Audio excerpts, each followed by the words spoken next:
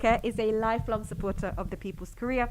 Along with Keith Bennett, who is one of our speaker guests today, he co-edited an anti-revisionist journal in the 70s and set up the Korean Friendship Committee by the time of his first visit to the People's Korea in 1983. Since then, he has co-founded the Institute for Independent Studies, an organization which promotes research into and understanding of ideologies of social and national emancipation. He's also organized a series of major seminars on the Juche idea, and Hugh has met and conversed personally with Comrade Kim Il-sung in 1990 on the need for socialist internationalism within imperialist societies. He was also formerly the curator of the Asia, Africa, Pacific Department of the British Library, and since 2005 has been a lecturer in the history of economic thought at University College of London, UCL, where he also serves as a member of the university's academic board. Let's please give Hugh a very warm welcome. Thank you very much, Fiona. I'd forgotten half of that about myself, I must say. Well, what a privilege it is to speak after the inspiring speech by Minister Kim. And it's brought back many memories. Fiona mentioned that I had a meeting with Kim Il-sung, that was 35 years ago now, and the impression I got the whole time that Kim Il-sung was interested in everything and everybody. He was particularly keen always to have Korean people around him, but he was also very keen to hear about other people. You can see that in videos of him and so on, and I had the privilege of experiencing that myself, and he listened to what I said about the issues that Keith and I were facing in building socialist internationalism within an imperialist society.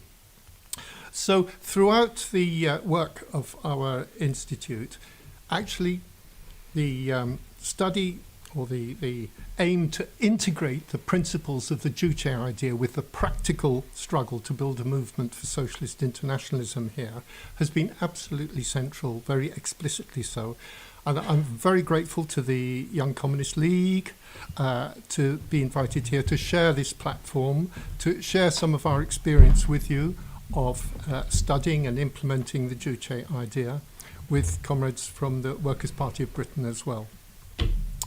So the work that we undertook in the 1980s and 90s particularly, which centralized the propagation and application of the Juche idea, laid the basis for the achievements now being made by Keith and his associates, many of whom are here today, in building socialism with the socialist countries, in integrating their activities with the movement of our multinational working class, with all the possibilities that gives us for connecting with anti-imperialism around the world, and also in following and studying the fault lines within the British imperialist state, which are coming to the fore more and more, both domestically, where we've just had a big advance for Welsh nationalism.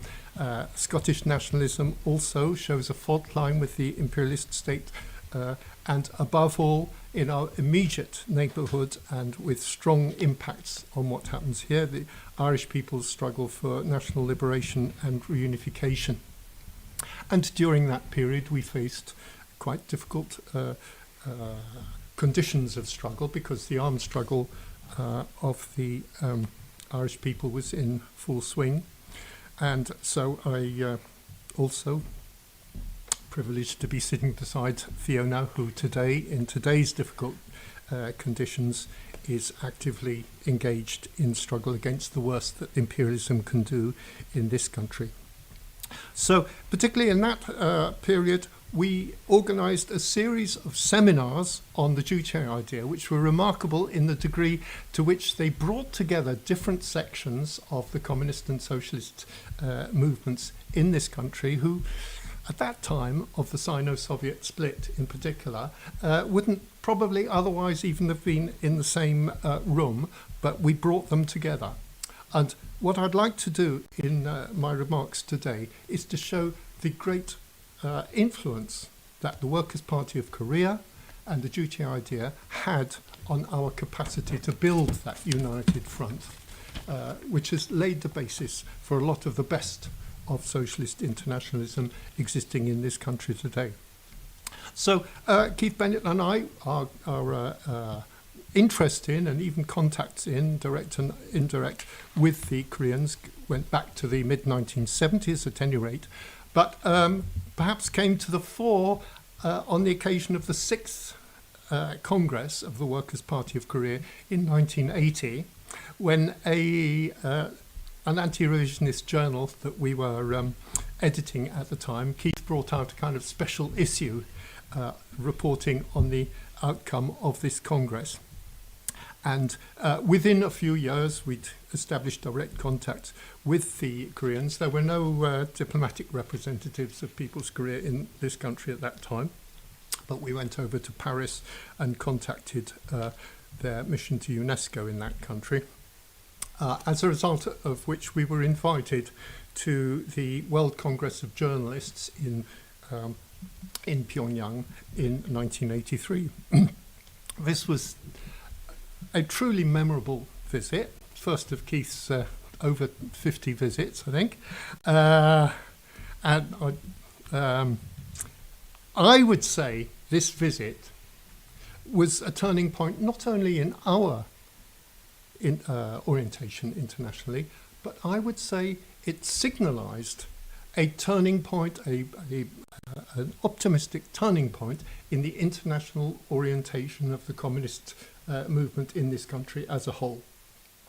Because Korea had managed, throughout all the twists and turns and difficulties, its party, Workers' Party of Korea, had managed to retain friendly and constructive and active party-to-party relations with both of the parties of the two major socialist countries, which at that time sometimes verging on open warfare between the two.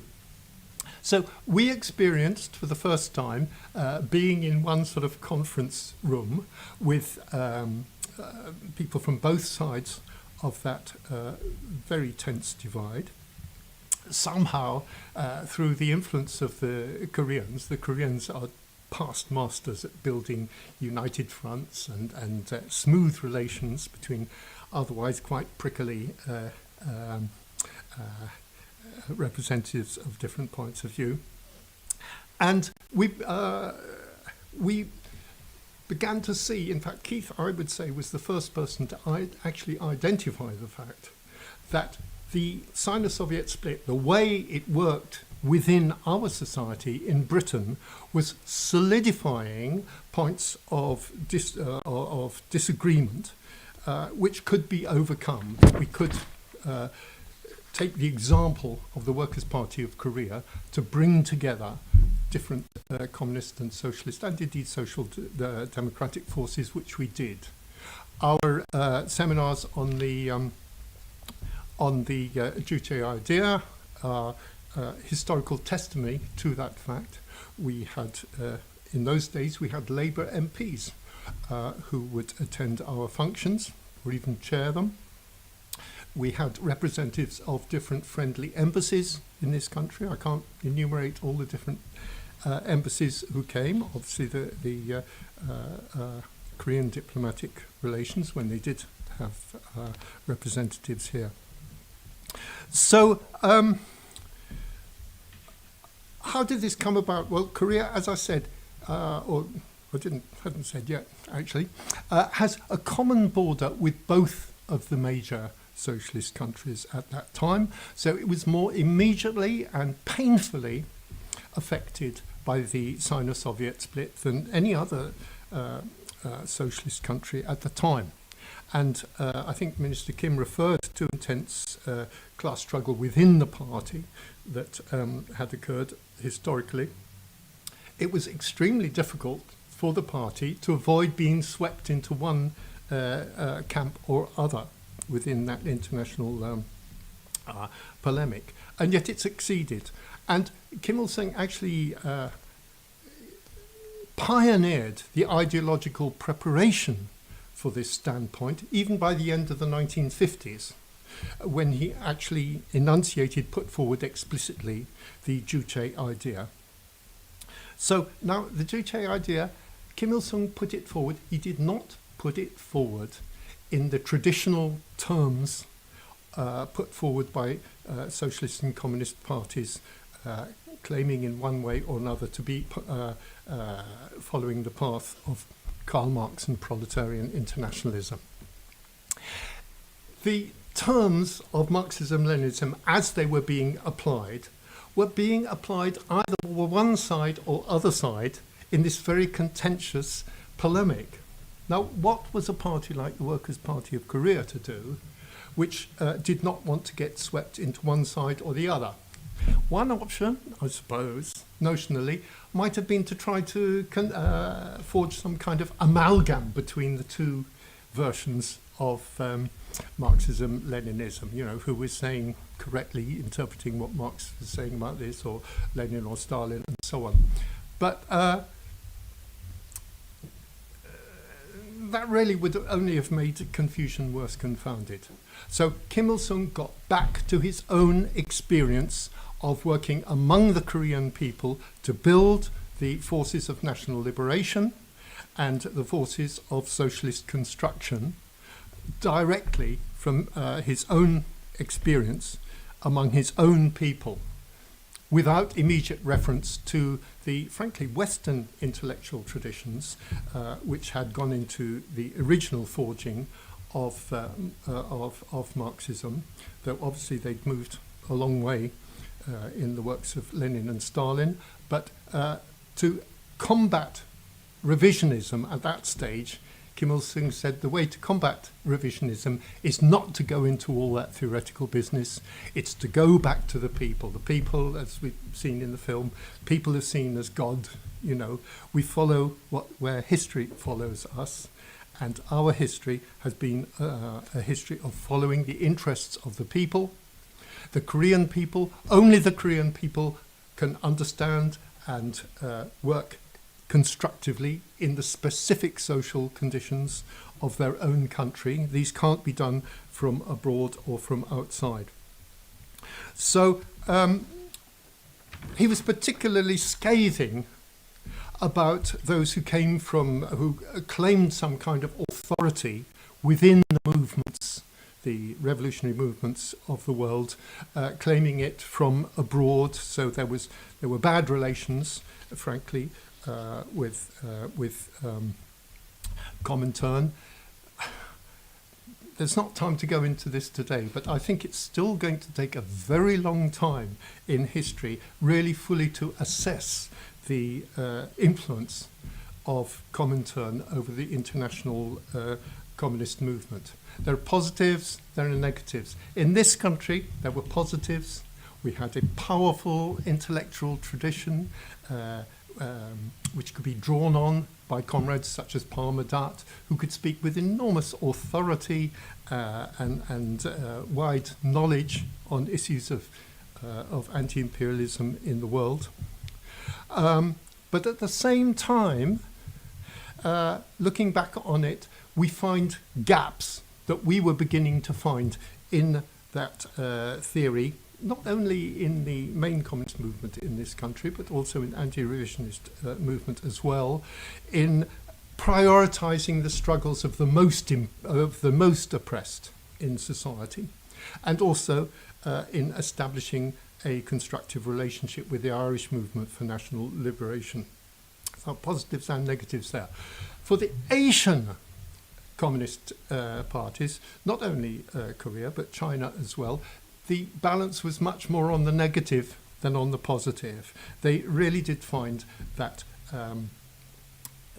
orders from Moscow, as sometimes people would use the phrase, tended to be introduced confusion into the revolutionary ranks.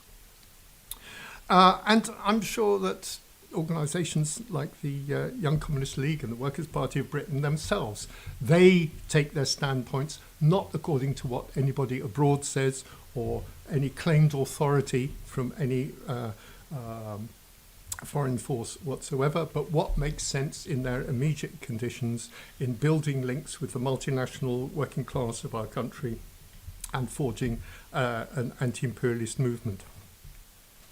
So for the Workers' Party of Korea, this became not just an issue of inter-party relations or anything formal of that kind. It actually became part of the whole philosophy and their standpoint,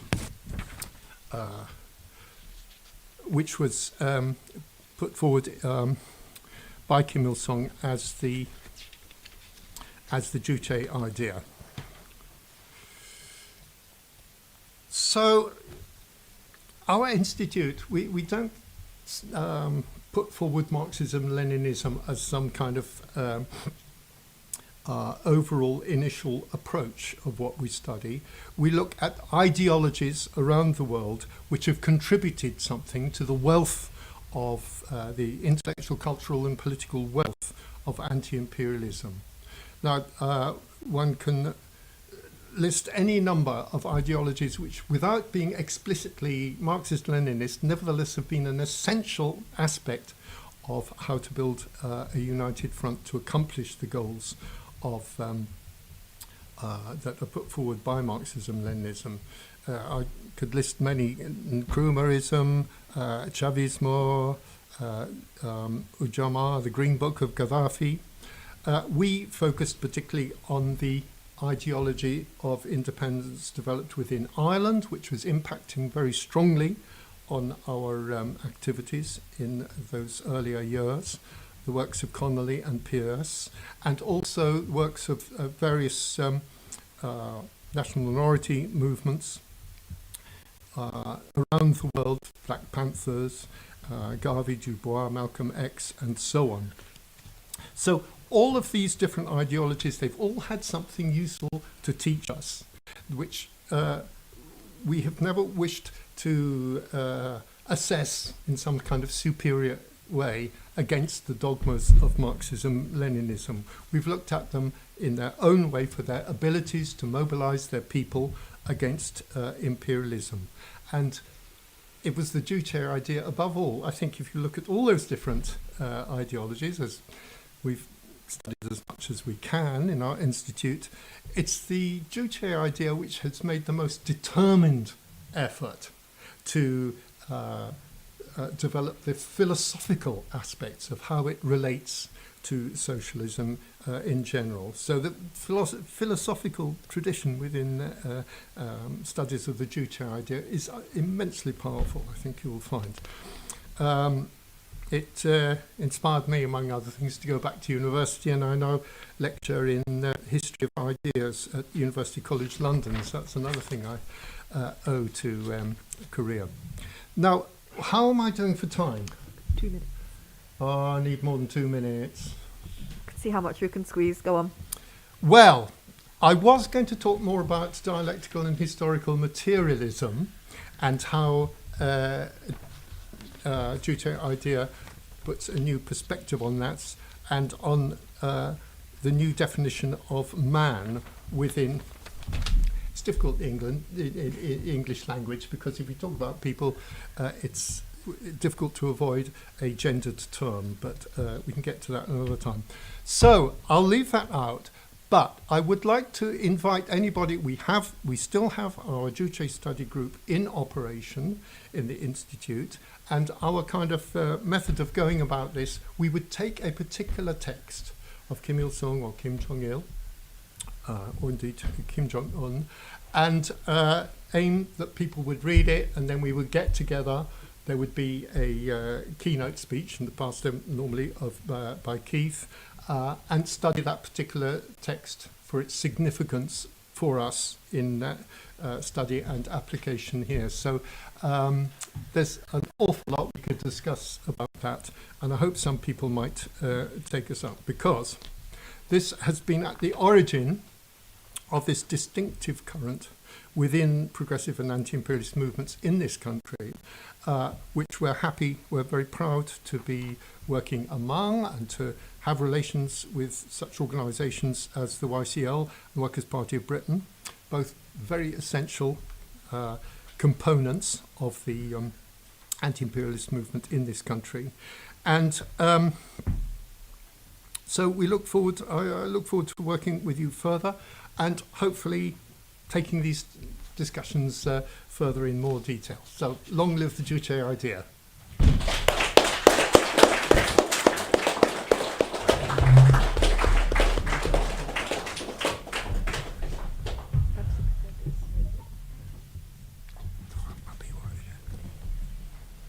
Thank you so much, Hugh, for that incredible exploration of the Juche idea, its history, its nuances, and how it arose given the very trying times in the 20th century. You spoke of the national liberation struggles and the importance of studying them and understanding them. And I think it's especially important now when we're seeing the US aggression on Venezuela, how the Bolivarian revolution is incredibly important to defending itself against US aggression.